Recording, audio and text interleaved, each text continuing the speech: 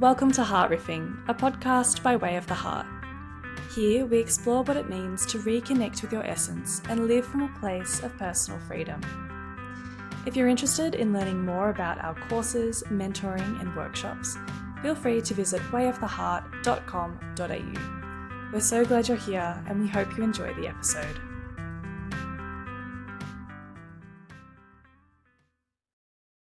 Hello, folks. Welcome to podcast. What number is this? Number 31. Number 31. So we have lived beyond the dreaded 30. Apparently 90% of podcasts end at episode 30.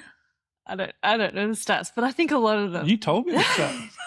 I don't know the stats. I'm talking absolute rubbish here. I've forgotten the stats. But yes, most of them don't make it through 30. So we've done it. It's a new dawn, a new era. Yes. Well, there you go. Lucky we're getting to 30. We feel like our best is yet to come. I can't remember who said that. Frank Sinatra? No, I think he said I did it my way. Welcome to Heart Riffing, another podcast by way of the heart. Mm-hmm. This is episode number 31, and we thought that in these episodes what we would do is we would have a whole series where we really start to land the kind of the philosophical basis of way of the heart. Yes. And there's a reason behind this too. Like, I think for transparency's sake, I think that we have spent a lot of time, because way of the heart, not in concept is new, but in sort of like our business model is new. And obviously we haven't podcasted before. I think that we've spent a lot of time trying to reach people in a language that they understand. And sort of every time we sit down to do a podcast, we're like, oh, what do we think that people want to hear? And what can Way of the Heart say, to people who might want an answer to X, Y, Z? But I don't think that we've spent a lot of time really talking about the things that we believe and kind of immersing you guys in who we are and what some of the core underlying beliefs of Way of the Heart are. And so we're going to take the next few episodes to really do that and to kind of not hold our punches in terms of talking about some of the stuff that we really value. And these are all sort of philosophical underpinnings, but they translate to life as well, yeah? I hope so, yeah. Otherwise, I don't know what I'm doing with my life. Neither. This podcast could have a massissive existential crisis. Just watch us slowly lose sanity in front of you. Yeah. Really good entertainment. Yeah. I think it's that. I think there's this feeling that we've been trying to reach across, and help people, make the message understandable, so to speak. And I think when we do that, there's a certain dynamic of diluting what we're on about. Mm-hmm. So we thought we'd give you the unfiltered version without trying to dilute it, and just give you the things that keep us awake and the things that sort of have generated Way of the Heart and are basically the things that we think about pretty much all the time. Mm-hmm. So, yeah, it's a bit of an unfiltered series. Could go for a while. Yeah. I mean, I hope so. Yeah. There's another 31 episodes. Yeah, absolutely. So this episode, we are going to launch in and talk about worldviews, and sort of just this idea that what you think isn't necessarily reality, but what you think is based in a worldview. And worldviews can change, and they do change, yeah. So when we start talking about worldviews, we're talking about levels of consciousness, or not even states. We're talking about levels of consciousness, and that's been a really big dialogue with a lot of people. It's a big dialogue within a lot of Hindu kind of thinking, within the kind of the Ayurvedic space. It's been a big conversation with people like Ken Wilber, spiral dynamics. So this idea of levels of consciousness is really just talking about the fact that each level of consciousness kind of assigns a worldview to that. So, like if you have a, they would say if you have a tribal level of consciousness, then your worldview pins around belonging, security, protecting the tribe, right? So your belonging to this particular community predicates the way that you see the world. You start to see the world consistently with the worldview that dominates the tribe. So we all live in Western cultures, and so a lot of our worldview or a lot of our state of consciousness is dictated to us by things that just exist within a Western mindset. And I think this feeds into, we adopt a worldview before we're kind of old enough to question it, right? Yeah, we do. We don't even adopt it. It becomes the air that we breathe. It becomes just the way that we're trained to see the world. And so it's something that evolves like your physical body evolves. I remember I have two older sisters, and they both had bikes. Yeah. We lived in this cul-de-sac where all the kids would ride their bikes around the street. And Gail and Jen would be riding their bikes, and I had a scooter. Okay. You know what I mean? Yeah. And the reason I had a scooter was at that stage, I didn't have long enough legs for a bike. For a bike, yeah. Oh. Because I don't know if you know, but back in the day, girls' bikes didn't have a bar across the middle. Boys' bikes did. Okay. Right, which meant that when I tried to hop on the bike, my legs, when the pedal got to the bottom, my foot couldn't touch. Yeah, okay. So I'd be so my sisters and all the other kids were riding bikes, and I was riding a scooter. And then as my physical body developed, obviously I got tall. Then I get a bike, right? And so kind of as my body evolved, more things were added. Scooter to bike to skateboard to doing jumps to, just kind of evolves. It's very, very similar with your worldview. You don't even know that you don't even know with your level of consciousness, hence your worldview. You don't even know that you're adopting a new thing or embracing a new thing. It's like, oh, now I'm riding a bike. Oh, now I'm riding a skateboard. Oh, now I'm kicking a football. When I started playing footy, I couldn't do a drop kick. Well, now I can drop kick 20 meters over the trees, or when you start throwing a frisbee, you throw it badly. And then after a while you learn to do the throw, and then you learn to flick it this way. And, and all of this is kind of just, we would say, oh, you adopt it. No, it's not like there's an official adoption of a worldview or a level of consciousness. It lands on you and you go, oh yeah, I have movement in this. I can do this now. I can see this. I understand that. I get what they're talking about. And so it just becomes this process of accumulation. And what that does over time is all the things that you accumulate, you do what your mind always does, which is synthesize, compact, delete, distort, generalize, stick them into, they just become the best thing to say is they just become your operating system. Okay. The way you see the world, the way, and so because you see or perceive the world in this particular way, so it would be consciousness, perception, awareness. Because you perceive the world in this way and you're aware of the world in this particular way, you don't really get gifted the idea that there's other ways to see the world. You just adopt the world this particular way. And then after a while, all the data coming through gets filtered through that lens. Yeah. So if I, the classic example was you put your glasses on and, and you're reading or you're looking through your glasses, and after a while you forget that you're wearing glasses, and you don't realize that, there's this thing that you've placed on your face, which is altering the way you see everything. And that was one of the classic things that a lecturer once did. I can't even remember where this story was, but I've done it myself to be a bit cheeky, but where I've said to students, okay. I like the story. Yeah, I think it's hands up everyone who sees this first, and pick an item. Yeah. Who can see the whiteboard? Yeah. Who sees the whiteboard first, or something like that? And then every kid in the class that actually is wearing glasses, you go, you haven't. Put your hand down. No, not you. So there's 6 kids that wear glasses, and you say to them, no, you don't. Yeah. And then they kind of feel a little bit left out. Why are you telling me that I can't see the whiteboard? Yeah, Why are you telling me that I can't see the whatever it is up the front, whatever I'm holding up first. I can see it just as well as everyone else. And then you make the point, you don't just leave them there as like, you missed out. You're not in the club. Bye. Out.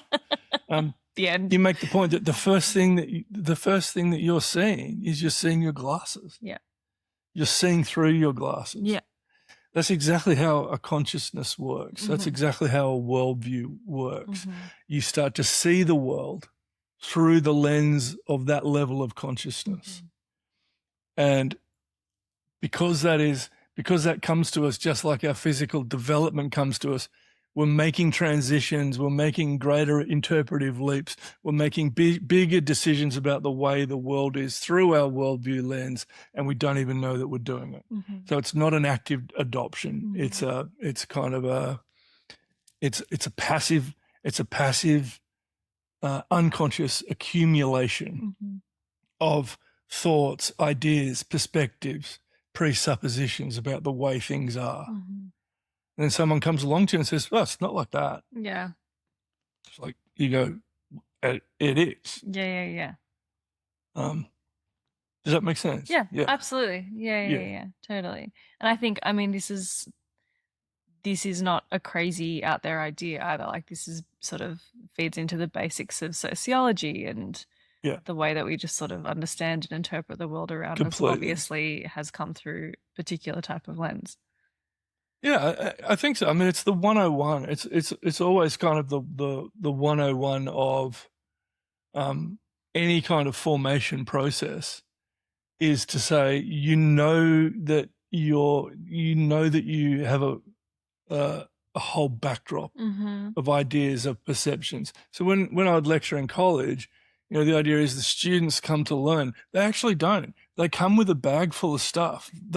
They come with perspectives and they come with ideas. So if you're doing a philosophy class, for example, and a bunch of people come in and you go, "Okay, let's learn about this new idea."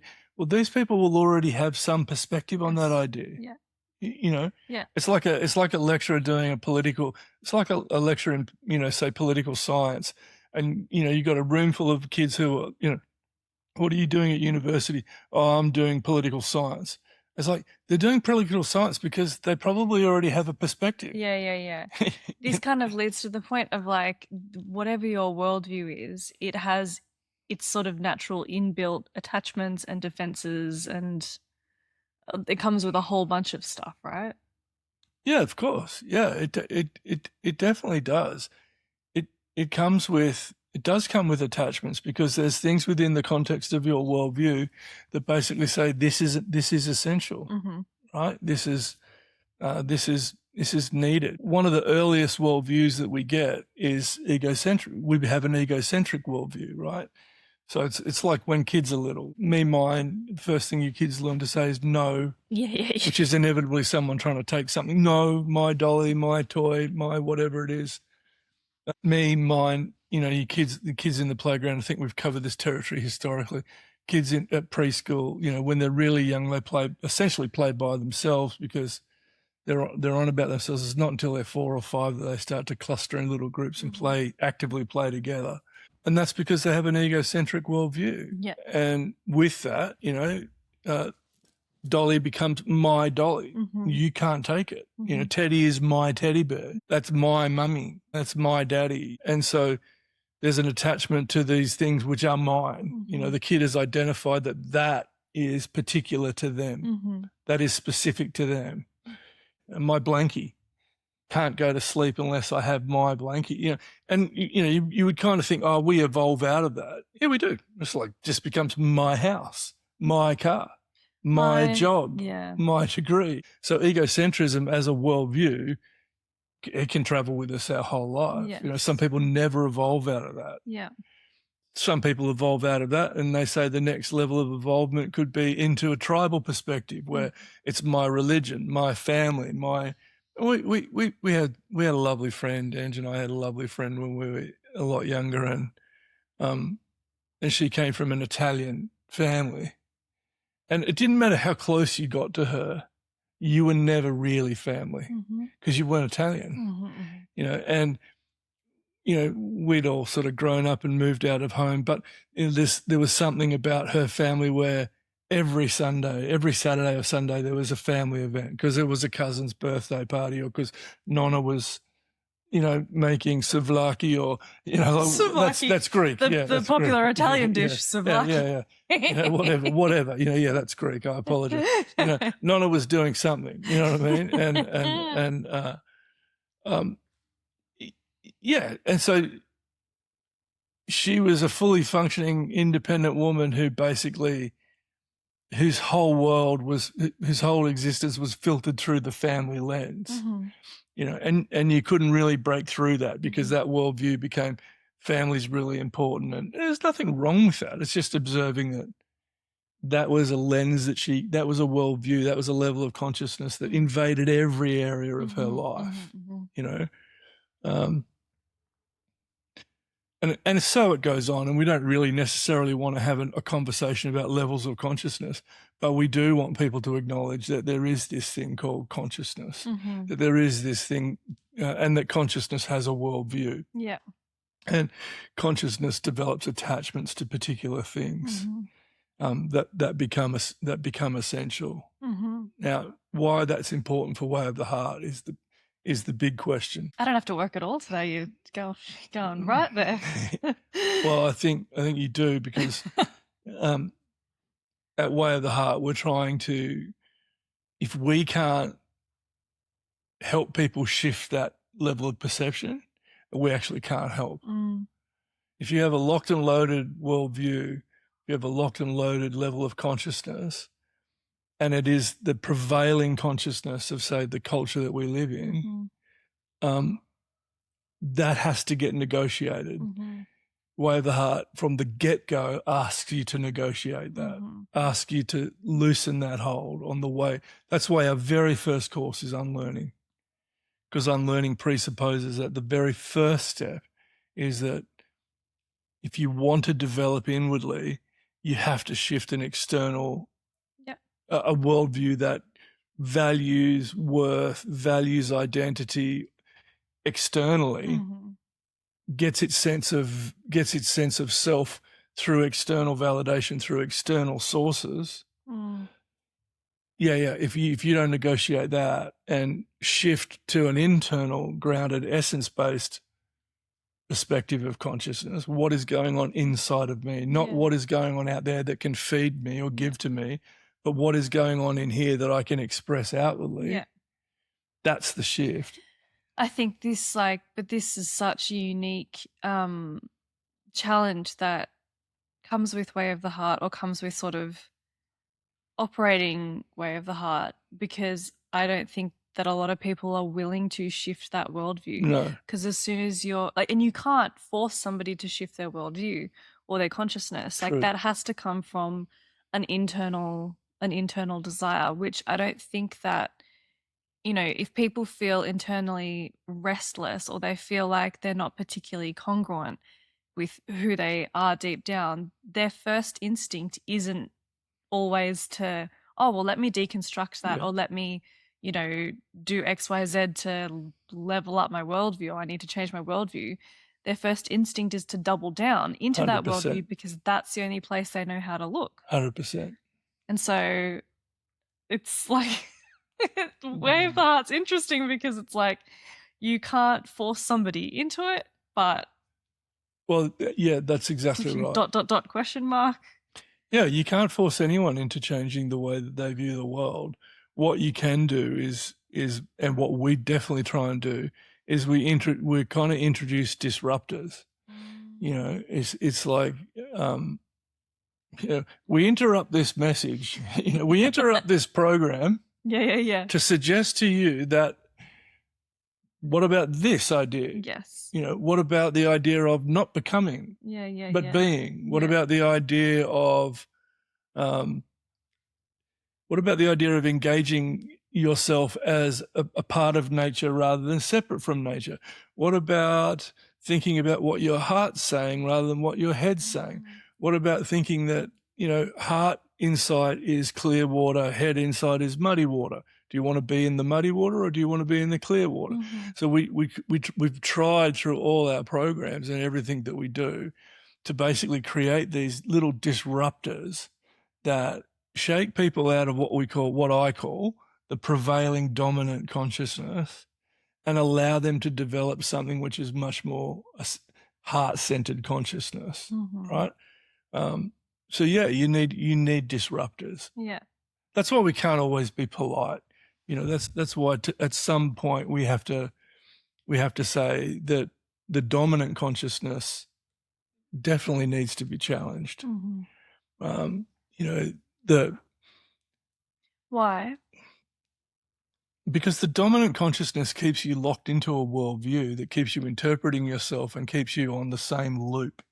And for a lot of people, if you look at our society, that loop, that kind of the loop that the dominant social consciousness in sort of Western society keeps us on, it doesn't work. You know, the idea of perpetual growth, that you're always growing, you know, that you're always having to acquire new things, the consumer mentality, the commodification of everything, you know, big is better, the constant reference to competition. You know, I mean, Western society is so competitive. I mean, our play is competitive. Who won I mean, the Knicks just won the NBA, you know, and New York goes into meltdown because there's riots in the street. If someone walks through the streets with a Spurs singlet on, it's like they get mugged, literally. You know, our society is so competitive even around our play. Yeah. You know, okay, so a competition is fun. You know, a competitive society is fundamentally binary. Yeah. There's a winner and there's losers. And everyone else is a loser. Yeah. There's, you know, a competitive society, we go, competition's good. It breeds strength. But it also breeds malignancy. It also makes winners and losers. It also makes bigger, better, best. Yeah. It also teaches young people that if you want to be anyone in the world, you have to be a winner. You have to find something that you're a winner with. So we embed competition into our education. We embed, competition into our play, and we wonder why we have toxic masculinity. You know, it's like, yeah, because this cat's been taught that he just needs to dominate. And so he gets into a marriage relationship or he gets a partner, and the first thing he does is he starts to dominate and see the relationship competitively. He can't lose. He can't lose an argument. He can't concede. Can't let go. Can't be a loser. It's funny too because like you feed so much of your identity into those things. As in, like, I think about arguments that I've had and the inner defensiveness or the inner, you know, not wanting to concede the argument is because so much of what's going on there is that I've tied my identity or my idea of who I am to my particular view of that situation. Completely, yeah. Which is just the worldview in play again.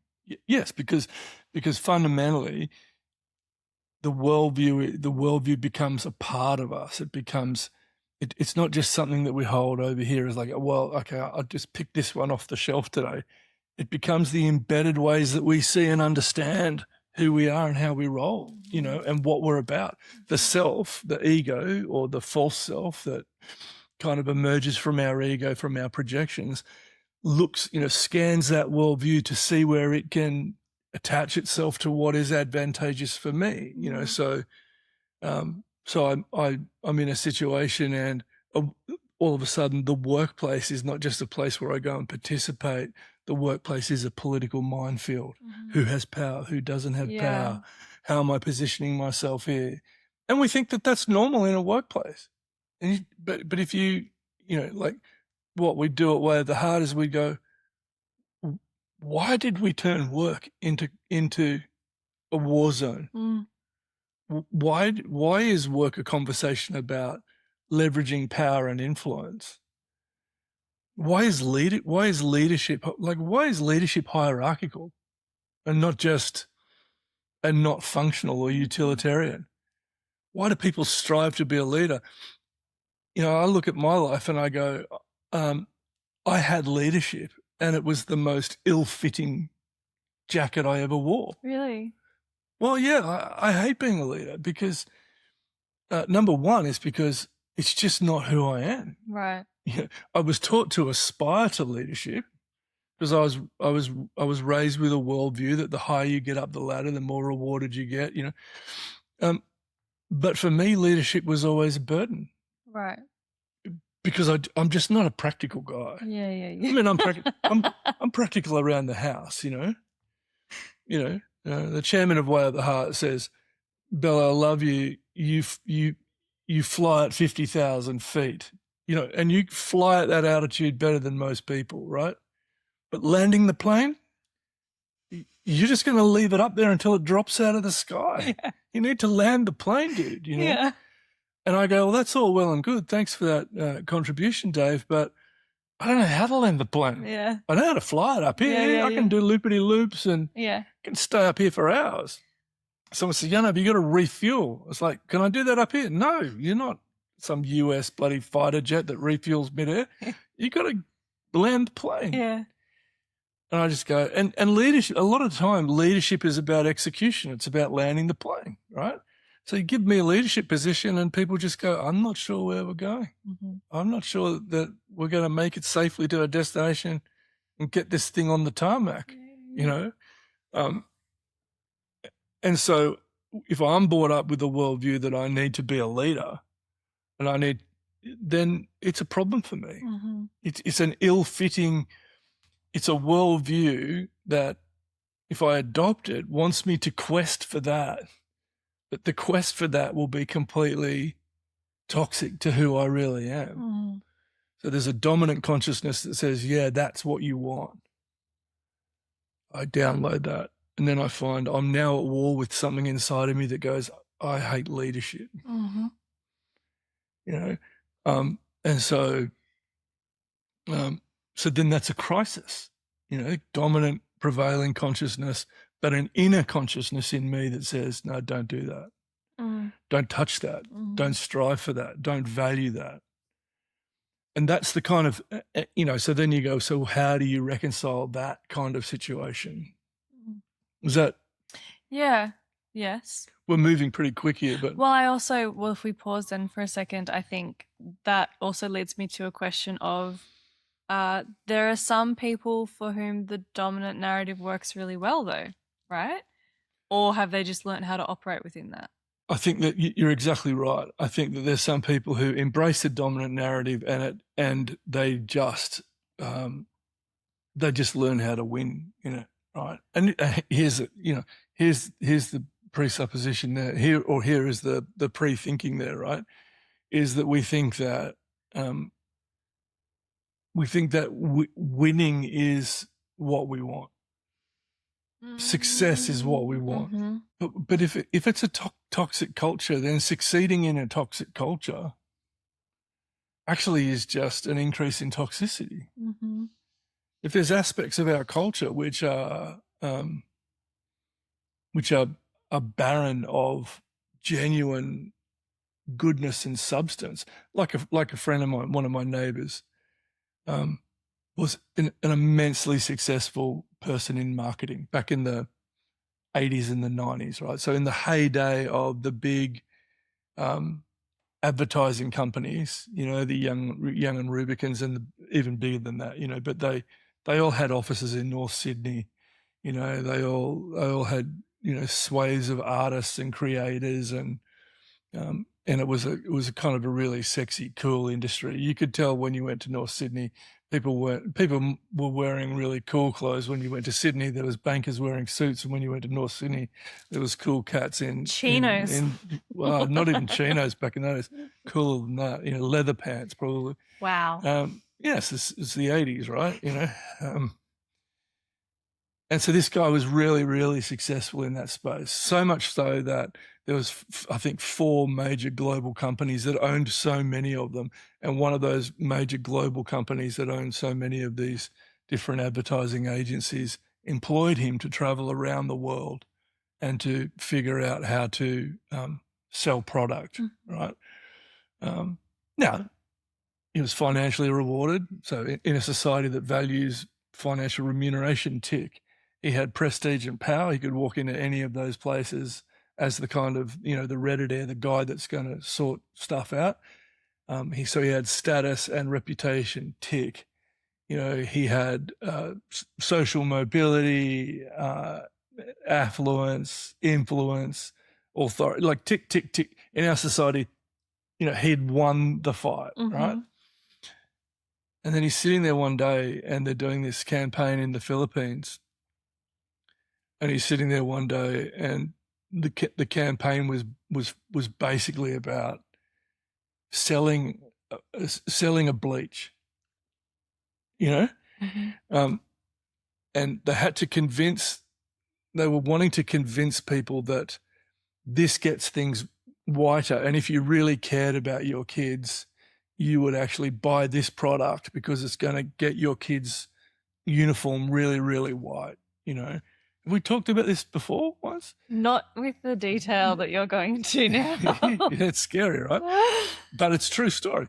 So what they did, they came up with this idea that what they would do is at the entrances of the schools, they would paint the walls really, really white. And as the kids walked by, you could tell the kids who had really white shirts against the entrances, the entrance wall, right?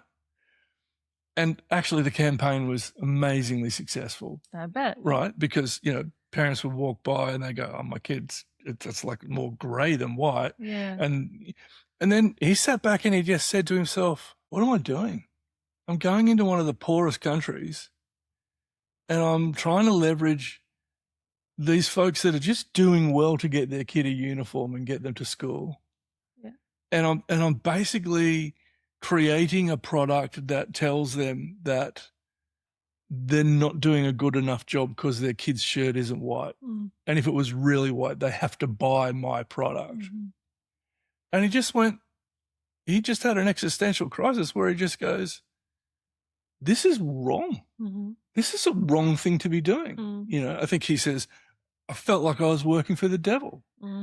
This is truly evil. I'm creating a judgment system inside an ecosystem where these people are just trying to get by, and educating their kids is an achievement. And being able to afford a uniform is a wonderful thing. And now I'm judging them on that. And so he was at the top of the tree, according to the prevailing consciousness, winning. And in his heart consciousness, he was like, I've lost everything. Is this what I stand for?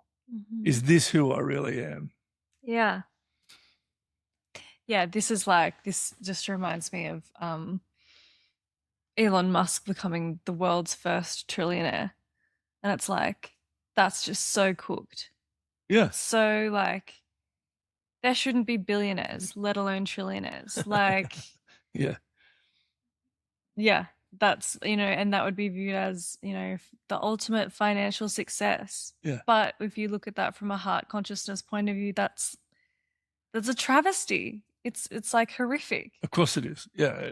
It's the fact that the fact that you have a wealth gap where one person has that much resource value and or money. And, I think the average wage around the world is something like $24,000 a year. And that's averaging from the very top, the highest earners, to the bottom. But, the vast majority of people on the planet are not getting even close to that. Yeah. I think, when I looked it up the other day, it's like, some of the poorer nations, someone would need to live something like, 40 million lives to acquire that kind of wealth. Yeah. So the disparity is obscene. Yeah. And if you register it with an alternate consciousness, you go, that's just deeply broken. Yeah. In the prevailing consciousness, you just go, he's an innovator, he's a winner, he's a super success. Yeah. In an alternate heart consciousness, you go, oh no, that's a massive systemic failure in society. It's interesting too, though, because like not even from a heart, I think that society is also moving forward. Like I think a lot of people would look at that and go, actually, that's not right. Like it's almost like there's a new consciousness that's arising. It's interesting when we say that, because Way of the Heart deliberately doesn't play with right and wrong, right? But when you have an internal heart consciousness, you start to register stuff that in the prevailing consciousness just doesn't even come up. So you develop a sensitivity. It's almost like an allergy. I mean, it's like you get your heart consciousness, and all of a sudden you start to feel allergic to certain things, things which are incongruent with who you truly are at the core of your being. So for me, like, go back to the leadership thing. When I started to center on who I really was, I started to look at myself and go, why would I ever try and be a leader? I'm not a leader. That's toxic for me. That's awful. I'm using that word toxic a bit today, but it feels like that. It feels like, why would I do that? I don't want to do that. And it's all because, the awareness in here starts to rub up against the prevailing culture, and you start to go, I shouldn't be doing that. I don't. And so the right and wrong becomes an internal right or wrong. It doesn't become a moral social judgment. It becomes, like my friend who was the advertising exec, it becomes this internal register where he goes, there's something in me that just can't do that. So why am I doing that? You look at the Elon Musk thing, and, like, when I go into my heart, I go, it's a travesty that we have such a disparity of wealth. Like, that has a real impact, and in the prevailing consciousness, that would be celebrated. But in my internal consciousness, I go, there's something deeply flawed here, And that's probably what we're trying to do. At the front end of Way of the Heart, we are trying to genuinely shift people's level of perception, their level of awareness. We're trying to challenge a prevailing dominant worldview that has people locked in a space that they won't negotiate. I mean, this was my great complaint about religion. Worked in the church for 23 years, and there was a singular shift that I tried to bring to bear upon the people that I worked with, and that was this idea that Christianity wasn't about personal salvation, you going to heaven or someone else going to hell. The central message of Jesus, for example, was this thing called the kingdom of God. I mean, he mentions it over 147 times in the Gospels. The kingdom of God is like, the kingdom of God is like, the kingdom of God is like. Parables, analogies, actions that demonstrate the nature of the kingdom of God, right? And somehow through the history of the church, through the Catholic Church, through the Reformation, through Calvinist theology, through a whole lot of influences, and through the egocentrism of Western society, this idea of the kingdom of God as a place of generosity, looking after the orphan, looking after the widow, the poor, the needy, the sick, the hungry, instead of being this message that the kingdom is a place of inclusion and embrace and healing and rest, and kind of, bringing heaven to earth in the way that we relate to one another, the message became Christianity is all about my personal salvation. It's about me. If there was not another person on the world, Jesus would have died on the cross for me. And just go, you're missing the freaking point. The whole message is antithetical to just you. It is introducing a worldview where the other becomes you, where the universal Christ in everyone becomes the thing that we recognize, that we embrace. It's the marriage it's the ultimate marriage of the divine, Christ's incarnation, Jesus coming to earth becomes the incarnation of the divine in human form. It's a statement of the potential of who we can be as people and the communities that we can create as kingdom communities. Well, there's a lot of theology in that, but the short reality is I just couldn't get people to shift from, no, it's about my personal salvation. I just couldn't get them to shift because the dominant consciousness was something that they just would not negotiate. Now, it doesn't matter whether it's a Christian dominant consciousness or whether it's the businessman who's locked into a competitive world, or, the woke sister that hates the patriarchy and just you can't say anything good about men. You know what I mean? Or the militant feminist that just hates men. Whatever the dominant culture is, whatever the dominant consciousness is, we have to loosen grip on that. Mm-hmm. Why?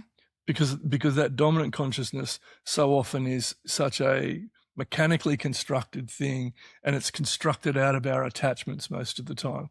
It's either constructed out of our attachments or it's constructed out of our aversions. So we're going back to Buddha's teaching.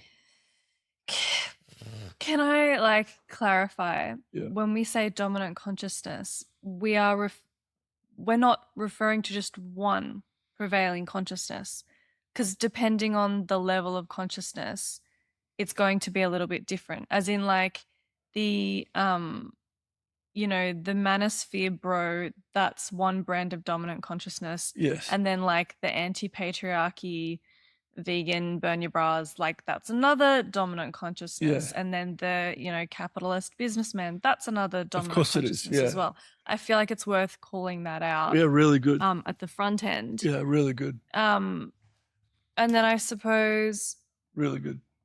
You say that we need to question that, or we need to sort of jolt people past that, because that's something that is sort of artificially upheld. Constructed. Yeah. And that's inherently limiting. It's inherently limiting because it's not who the person really is. Okay. The businessman who just lives for profit and competition and is a workaholic and blah blah blah blah blah. Okay, forget all the collateral damage that comes out of that. The reality is, at the core, that's actually not who that individual is. Is it not though? Some people really fit into that dominant consciousness that they, whichever one it is that they pick. Yeah, I think that's the same as saying, I'm all, that for me, that's the same as saying, the analogy about my mate who's a marketing guy. Yeah. I think there are people who are naturally gifted at business, but you'll find and you'll find that there's people who are naturally gifted at lots of different things. Yeah. But when they do that, I think embracing something that's not an ego attachment or an ego aversion, but is a pure expression of who you are, is a totally different dynamic. What's the difference? You can see the difference in music. You can see the difference in music between someone who just loves making music and someone who's just pumping out a commercial hit. Oh, I see. Do you know what I mean? Sometimes I just go, I don't know that there's much musicality in that. I think that's just someone pumping out a song, and then then I go and sit with someone who really loves music, really loves songwriting, and they've got all these, and then you get into the songwriter vibe, or you get into the audiophile vibe, and it's like, oh no, this has been recorded incredibly. I think this also, this feeds into this idea of what's contrived and what's not contrived. Yeah, great. And it also feeds into this idea of forcing and flowing. And I think when you're living out of who you genuinely are, those actions or those beliefs or whatever it is, that will flow forth without you, regardless of what, without you forcing it. Yeah. And I don't think that when that's flowing and that's a natural consequence of who you are, I don't think that gets changed or shifted or impacted by somebody else's point of view on it. So you're naturally a philosophical, you're a contemplative, you think about these things, and regardless of what I say about that or what I ask you to do, you're at your baseline, you're going to be a contemplative. Yeah, I am. Yeah. And I think that I've got friends who are genuinely at their core, they're activists. They genuinely, that's just who they are. Regardless of what I say, regardless of whatever workplace they're in, they're always going to be that activist. Which, yes, when you categorize it, fits into a particular level of consciousness or worldview. Yeah. But if you strip back all the conventions of that worldview or that level of consciousness, at their core, they're still going to be an activist in whatever form that's going to take. Yeah. Yeah. So the idea of stripping back a dominant worldview or a dominant level of consciousness is to actually allow the person to emerge. Is it's so that they're not a product of some socially constructed idea of who they should be. The person goes, I'm not that. I'm just not that. You know, now a lot of people are never going to say, I'm just not that. And so they go through, and this is why Way of the Heart exists. They go through life and life becomes an experience of being bound. I'm a slave to this thing. I don't even know who I am. And then people come along and they say things like, well, what's your purpose? Yeah. You know, and you go, this person doesn't know their purpose because they're playing in a construct that has nothing to do with them. They have no idea who they are. They don't know what their purpose is. You know, it's like, I'm trying to find a really good example. Like when I was a kid, I went to a school where there was 2 sports you could play. Yeah. It was cricket or football. Yeah. Right? Now, there were other sports on the periphery, but it was made well known. Like, and in the younger years, it was compulsory to play those 2 sports. Okay. Right? So, you know, for the first 3 years I played cricket, and it's like giving a giraffe a stick. It's like he gets bowled all the time. You know what I mean? Like he's too slow. He pulls the bat back and the ball's already knocked the bails off. Yeah, you know, it's yeah. like, so I would go to like half a day of cricket on a Saturday. My parents would sit on the sideline. I'd march out to the centre to bat. 3 balls in, I'm gone. And my dad would just go, I've just sat here for 3.5 hours and he's just played with the dirt in the outfield. I've just watched my son make mud pies in the outfield and then face 3 balls and then get bowled. And he hated it, right? But the culture said, you've got to do that. You've got to play cricket. Well, as soon as I could, my elder cousin who went through the school, my elder cousin said, mate, I was crap at cricket as well. You should play basketball. It's like, oh. Now, I went and played basketball. I played state basketball. I was very, very good basketball, state champion, you know, like, so I was a good basketball player, right? The prevailing culture said basketball's a sissy's game. Okay. You know, it's like, who wants, you can, so, you know, when you played competitive sport at school, they give you a thing called a pocket. Yeah. Which was all of your achievements on your blazer, Yeah, right? yeah, you know, yeah. I had a blazer full. Okay. And everyone goes, basketball. Okay. Because the prevailing culture just thought it was rubbish. Yeah. So who am I? I'm not a cricketer. I can't play that. And when I'm playing cricket, I just feel like a complete wally. I'm lost. Yeah. But then, like, it's a glib analogy, but you get the point. Yeah, but I feel like the temptation here is to go, oh, well, I just need to find a consciousness that works for me. But that's not all we're saying either. No, we're saying that when you return to your heart, that is a level of consciousness. Everyone needs to find heart consciousness. What is heart consciousness? It's self-referential. It's coming back to asking yourself primary questions of the primary way of the heart questions. Who am I? Where do I live? How do I behave? What is my craft? Who are my crew? You know, it's coming back to self-understanding, being self-referential. And the benefit of that is? Well, the benefit of that is for a moment, in the moment when you learn the task of doing that, you're suspending a worldview that is telling you who you are. It's telling you who you need to be. Yeah. You need to be a cricketer. I don't. I'm not even good. I don't enjoy it. I'm not good at it. My parents hate it. I'm a good mud pile maker when I play cricket. You know? I suppose too, like when you return to that heart consciousness, you're then freed from the attachments and aversions that come with whatever that dominant consciousness is, right? Yeah, of course. It's exactly like when I was playing cricket. You know, as soon as I start playing basketball, I don't care who wins the cricket game. You know, my mates still play cricket. Mm-hmm. I don't care. Mm-hmm. I never went to their games. I can't remember whether they were good, bad, or indifferent. I stepped out of a space that had nothing to do with me and started doing something that I loved and something that I flowed with. And then I didn't care about those games. Yeah. You know what I mean? I didn't care whether I batted first, second, third, or fourth because I'm not even batting.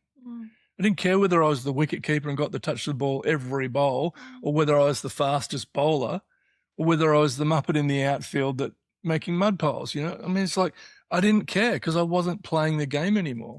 I stepped out of that, and all of the rules and all of the regulations and all of the so for me, stepping out of institutional religion, it's like I don't care.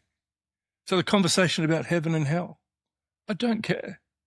The conversation about are you saved? You know, is Jesus your Lord and Savior? I don't even ask that question anymore. Do you pray to Jesus? No, I don't care. I don't. There's, you know, are you giving 10% of your income to the church in tithes and offerings? No, I'm not giving them anything. Why would I? You know, like all the imperatives. You know, are you attending church? Are you part of a Bible study? Are you sitting under the good preaching of the Word? No. And I don't care because I'm not part of that. And you could do the same with the corporate life. You know, are you, you know, at 61, I'm not doing any of this. And I did it all incredibly badly. Are you climbing the ladder and learning skills and becoming a more valuable employee and getting a better income and diversifying your skill set and, you know, storing up a bank load of kind of corporate and or, you know, market expertise that you can leverage for further advancement? No, I'm not playing that game at all. I couldn't give a shit about any of it. Why? Because when I come back into my heart goes, oh, don't even go there, you know? And if you do go there, make sure you're wearing beads and soft shoes and make sure everyone knows you're a bespangled, esoteric, contemplative cat that has no business being here. So if they want to talk to you in that context, don't put on a suit. For goodness sake, don't pretend to be something that you're not.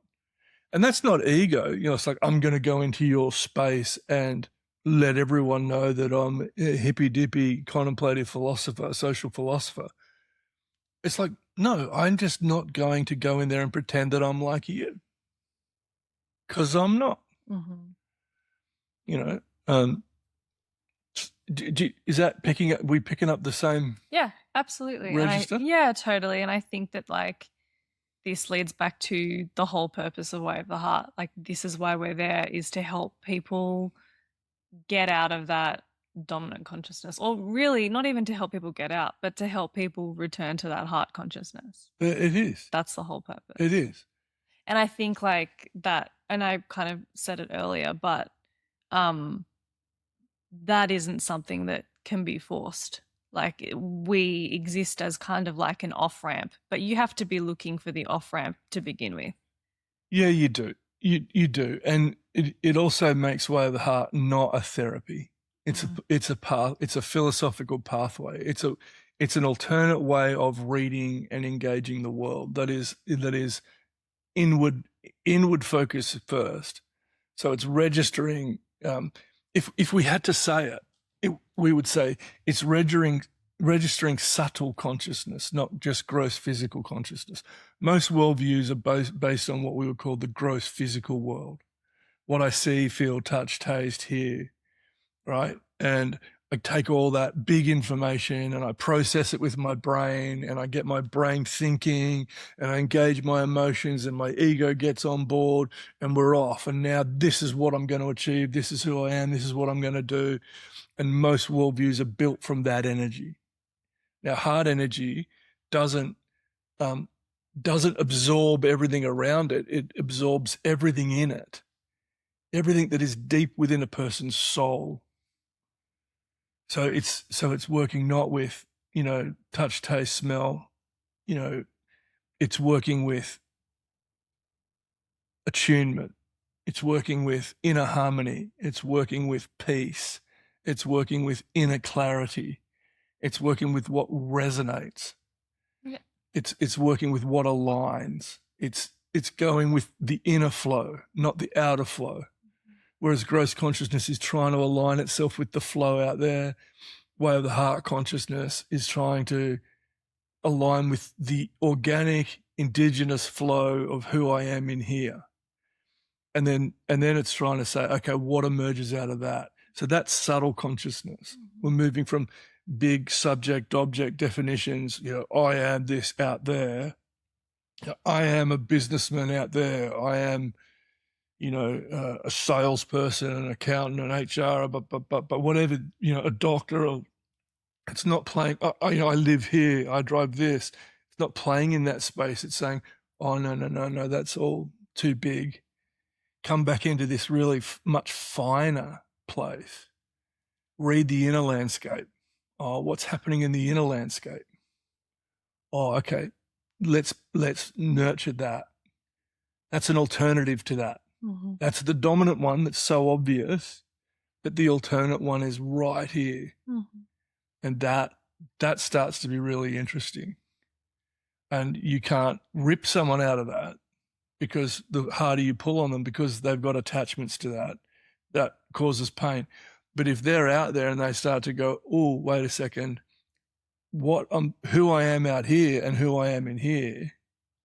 That's why I always say spirituality, true spirituality, is the marriage between who I present out here is actually who I am here. Mm. If there's a gap, if you don't smoke what you sell, if you are not we used to, there was a beautiful saying in early Christian spiritual formation, and it said this, it said, the message is the man, was what it was. It was like, you are the message. So what you're projecting externally is actually a true representation of what exists internally. Mm-hmm. How many people in our culture are trying to be a somebody, mm-hmm. which is so disconnected from who they are? Mm-hmm. That creates pathology, creates anxiety, creates competition, creates relational violence, creates disharmony, personal inner disharmony, And so we have virtually a pathologized community of people who are stressed, anxious, because of that fundamental disconnect, because they're part of a dominant culture that has nothing to do with them. Mm-hmm. So we have to present them with an alternative. Cool. Yeah. And we do. We have. That's the substance of all our courses. Mm-hmm. Yeah. Yeah. And I think like the unlearning course, that's the beginning. Like that's where you really are kind of walked through or given the resources to start to peel back that, become aware of that and peel that back. Yeah. Unlearning is a deliberately provocative name, because there's nothing that we offer in way of the heart, which is an addition to an external dominant culture. Mm-hmm. We're not a therapy that's going to help you optimize your performance in that place. Mm-hmm. We're not doing that.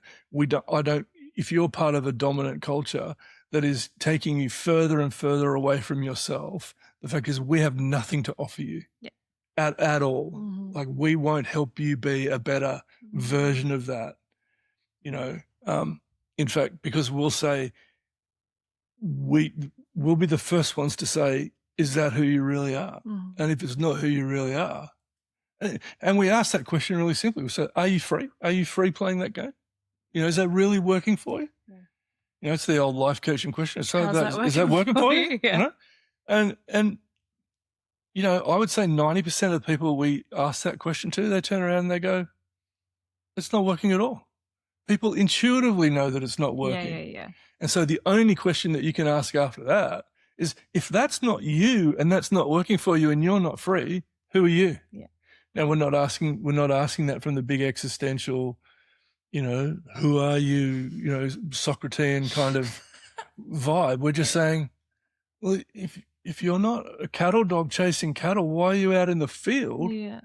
Oh, you're a possum. You need to be like, possums don't round up cows. What are you doing? Yeah. So I've kind of deliberately made the entry into the alternate consciousness a bit comical by saying, well, if you're not a fish, why are you climbing a tree, sort of thing, because it paints so vividly that every other species on the planet seems to know how to be themselves, except humans, except us. And it's because we get carried away and we adopt a dominant culture, a dominant consciousness, and we at such a distance and so scared of an alternate consciousness that makes us different.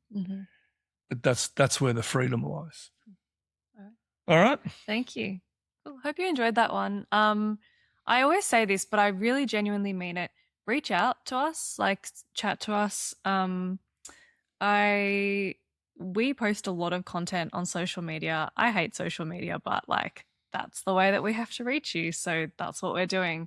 The podcast is something that I really enjoy and brings me life. And I know that a lot of you are frequent, regular listeners. I want to hear from you guys. I want to hear your thoughts. Not even suggestions, but just let us know what you think. I don't want Way of the Heart to just be something that we sit in the living room and do. Would love for you guys to be part of this. So like, let's have a chat. Let us know where you want us to take this, or just let us know your thoughts. But yeah, we'll look forward to seeing you next week in the next episode. Ciao.